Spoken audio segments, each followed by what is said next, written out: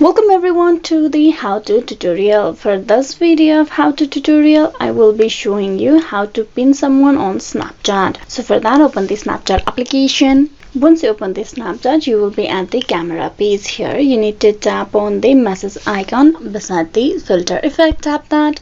Now there on the message page, what you have to do is you need to tap on the conversation or the person to whom you want to pin someone in Snapchat. You just tap and hold that for a second. It will provide you this option, and from there you can tap on the pin dash dash dash as your BFF. Once you tap that, this person will be at the very top of your Snapchat feed. Tap that. So before that, you need to make sure that you have subscribed for the Snapchat Plus. Only then you will be able to pin someone on Snapchat. Hope this video was useful on how to pin someone on Snapchat. Please like and subscribe the how to tutorial. Thank you for watching till the very end.